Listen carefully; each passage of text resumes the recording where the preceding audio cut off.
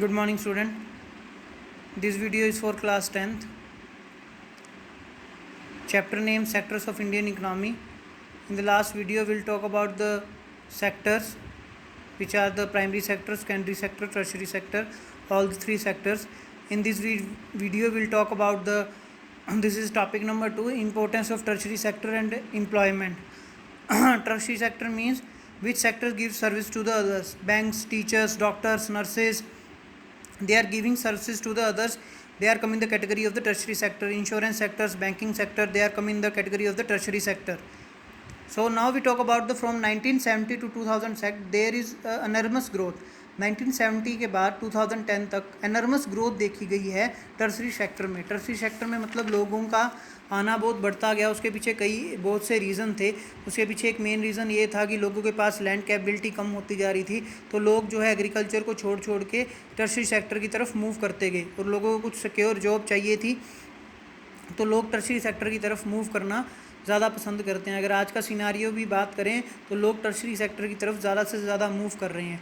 उसके पीछे कुछ रीज़न थे. First we talk about for any developing nation basic services such as education, hospital, courts are necessary.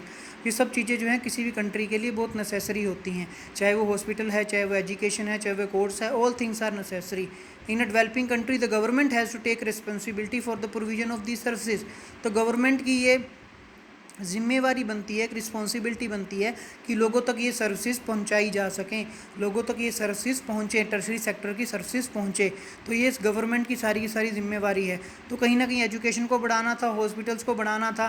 तो 1970 के बाद गवर्नमेंट ने अपने जीडीपी में या ज़्यादा जो है इन्वेस्टमेंट जो है इन सेक्टर्स में की, ताकि लोग टर्सरी सेक्टर की तरफ मूव कर पाएँ और लोगों की हेल्थ अच्छी हो पाए, लोगों को अच्छी एजुकेशन मिल पाए, अच्छे हॉस्पिटल्स खुल पाएँ. तो ये सब चीज़ें जो हैं इसके कारण टर्सरी सेक्टर में एनॉर्मस ग्रोथ जो है वो देखी गई है. सेकेंड रीज़न रहा the development of the primary and secondary sector with need services like trade, transportation and storage. अब प्राइमरी और सेकेंडरी सेक्टर को भी चाहिए था ट्रेड के लिए, ट्रांसपोर्टेशन चाहिए थी, स्टोरेज चाहिए था कि स्टोरेज कौन करेगा, तो टर्सरी सेक्टर ही करेगा, सर्विसेज देगा. बैंक से लोन कैसे मिलेंगे प्राइमरी और सेकेंडरी सेक्टर को, तो टर्सरी सेक्टर को धीरे धीरे इम्प्रूव किया गया कि ज़्यादा से ज़्यादा बैंक खोले जाएँ, ज़्यादा से ज़्यादा हॉस्पिटल्स खोले जाएँ, ट्रांसपोर्टेशन फैसिलिटीज़ को ज़्यादा से ज़्यादा बढ़ाया जाए, ताकि प्राइमरी और सेकेंडरी सेक्टर की हेल्प भी हो सके. इसलिए 1970s के बाद जो है टर्सरी सेक्टर्स में इनॉर्मस ग्रोथ जो है वो देखने को मिली. Hence tertiary sectors will increase side by side. इसलिए टर्सरी सेक्टर दिनों दिन बढ़ता गया. As the income level rise certain section of people start demanding services like. जैसे जैसे लोगों की इनकम बढ़ती गई इंडिया में 1980s के बाद लोगों की इनकम धीरे धीरे इंक्रीज़ होती गई. जैसे ग्रीन रेवोल्यूशन आया तो फार्मर्स के पास भी अच्छे पैसे आने लगे, फार्मर्स के पास अच्छे पैसे आए तो इंडस्ट्रियलिस्ट के पास अच्छे पैसे आने लगे. तो इससे लोगों का इनकम लेवल राइज आ गया. तो लोगों ने इस तरह की डिमांड शुरू करनी, शॉपिंग ज़्यादा करनी शुरू की, खरीदारी ज़्यादा शुरू करनी.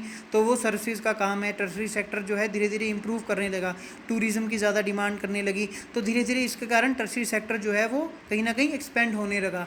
फोर्थ रीज़न ये रहा कि ओवर पास्ट डिकेड, पिछले कुछ सालों से इंफॉर्मेशन टेक्नोलॉजी ने बहुत सी ग्रोन ड्रास्टिकली, जैसे मोबाइल फ़ोन्स हैं, कंप्यूटर्स हैं, ये सारे सर्विसेज सेक्टर्स में आते हैं. तो कुछ पिछले पास्ट डिकेड्स में बहुत कुछ बदल चुका है. हर किसी के हाथ में मोबाइल फ़ोन है, तो इसके कारण भी टर्सरी सेक्टर जो है उसमें जो है बहुत सा इंक्रीज़ जो है वो देखने को मिला. Now we talk about the employment. More than the employment कैसे मिला लोगों को टर्सरी सेक्टर में. More than the 50% population are indulge in the primary sector. अभी भी हमारी 50% से ज़्यादा पॉपुलेशन है वो एग्रीकल्चर में ही लगी हुई है. लेकिन more people are working in the primary sector than requires. लेकिन वो बिल्कुल सही नहीं है, क्योंकि उसमें ज़्यादा लोग लगे हुए हैं, इतनों की ज़रूरत नहीं है. अगर मान लो 1 हेक्टेयर में 8 लोग काम कर रहे हैं, तो वो हमें काम करते दिखाई तो दे रहे हैं, लेकिन वो काम वहाँ पे सिर्फ 4 लोग भी मिलके काम कर सकते हैं. That is called the disguised unemployment. ये आपने 9th क्लास में भी पढ़ा था. That is called the disguised unemployment.